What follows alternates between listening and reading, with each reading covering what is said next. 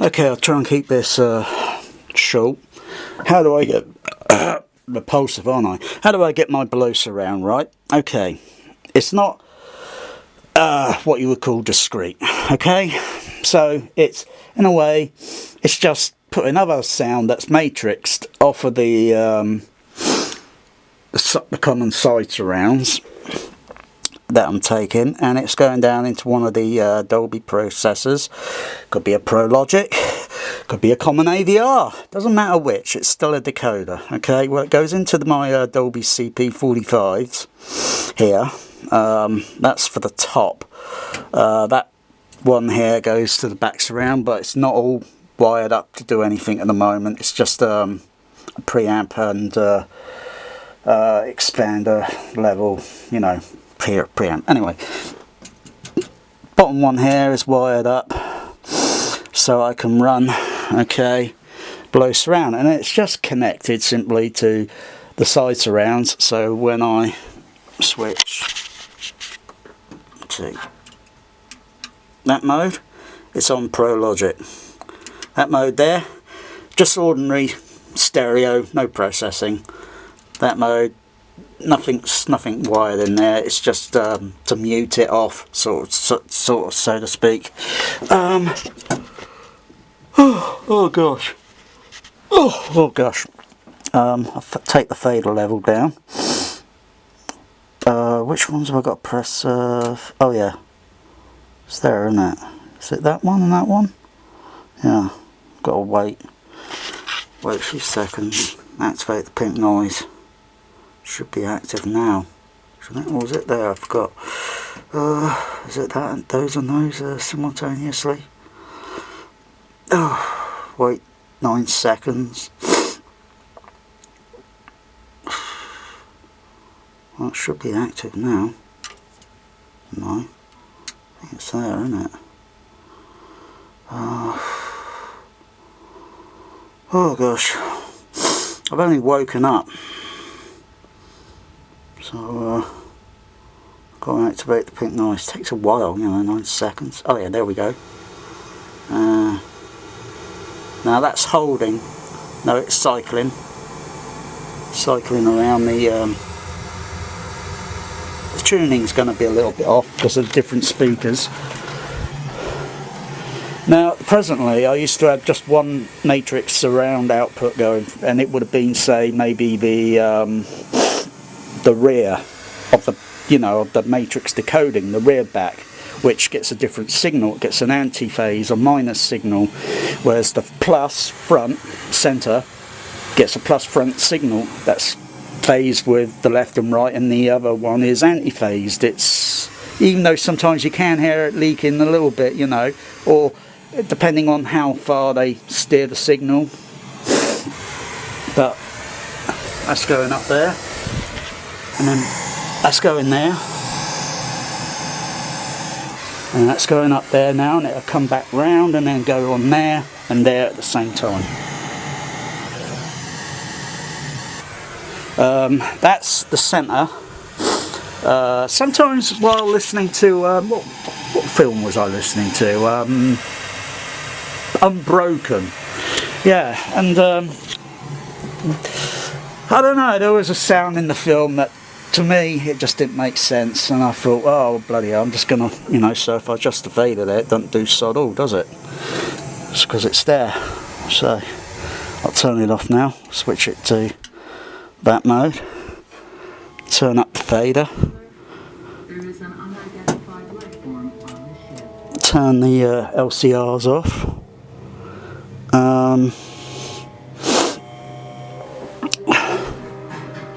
mute the overhead surrounds on the Atmos, so it's just the sides and the below surrounds playing.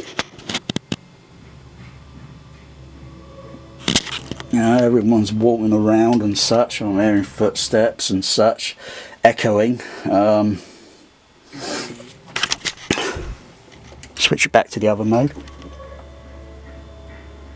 I'm hearing the footsteps again, the echoing, but they're a bit more coming, it's because the speakers are angled at 15 degree, they're coming down, they're more or less this height, I'm hearing them round here. Switch it back in.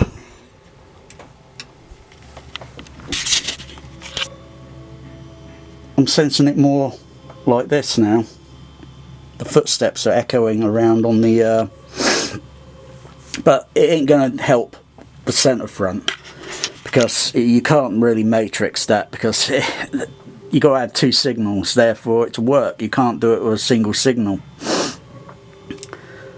So that's just a little bit of, you know, part to help you. And yes, you're going to need more equipment. Look on eBay. It's cheap. It don't cost much. Just look on eBay. Look for a good Onkyo AVR that's got maybe a Dolby PL2X or PL2Z, and just experiment with it. You know, it's got amplifiers in it, so it's going to power your surround speakers, right? So you just connect it onto your main amplifier, take the surrounds out from the main amplifier, plug it into the left and right, wire up your the front outputs on the AVR would go for your surrounds, and then just take the center and the surround and maybe the width or the whatever, or, you know, from whatever processor, because I was thinking of getting a PL2Z AVR and just experimenting with it, because they sell cheap. They are cheap now. Just experiment, just watch the image and think, if I was there, you know, if I'm walking down this corridor, my footsteps, like at this angle, their footsteps should be below you, below the screen.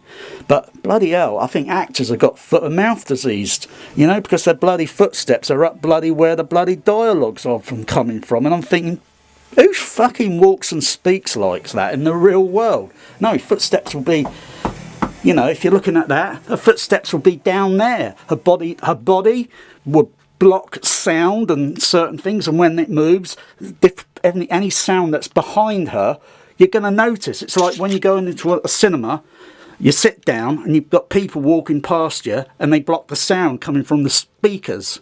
You get this sort of, you get this sort of filtered of like on and off sound.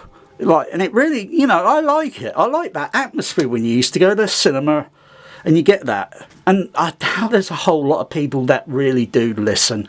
It's only a very small percentage of maybe thousands or maybe a million or so. But it's small percentage that really do listen. And so angles like that, when you hit, you know, so that they're there and their footsteps are down here, and as they walk up, the sound should change elevation. It should then move up to the middle. So you really got to have 15 stage channels. 1, 2, 3, 4, 5. 1, 2, 3, 4, 5. 1, 2, 3, 4, 5. And then you have another elevation of speakers that are flush into the floor. And then, of course, flush into the walls, flush into the ceiling. So you don't see them. Because when you see the speakers, the sound game is up. It's no longer an illusion. And I got nowhere to hide these speakers. My room is tiny. But a lot of people that do have walls that are, you know, plasterboard and that, easy for them. You hide all your surround speakers. You hide all your front speakers. You don't stick them out in front of a projection screen with shadows on the bloody screen. Oh. That's like, you know, I really don't care how good looking speakers you got. I'd rather they be crap and ugly, but do the business with lows, mids and highs. I'll probably get a little thumbs down here. I really don't give a fuck.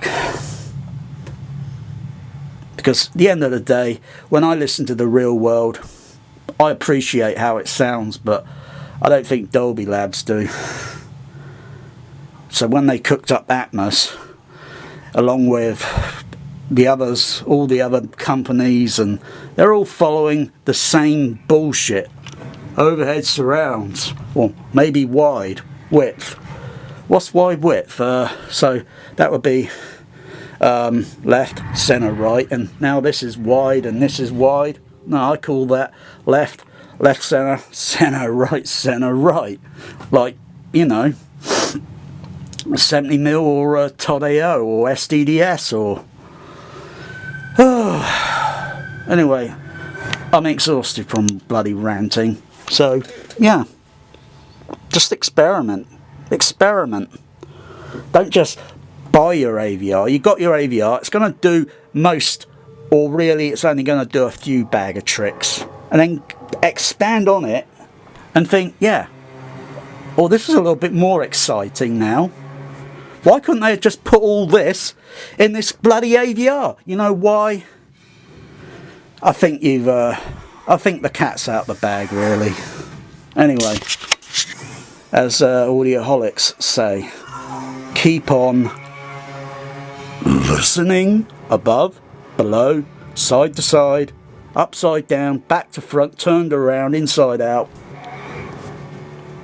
Bon voyage.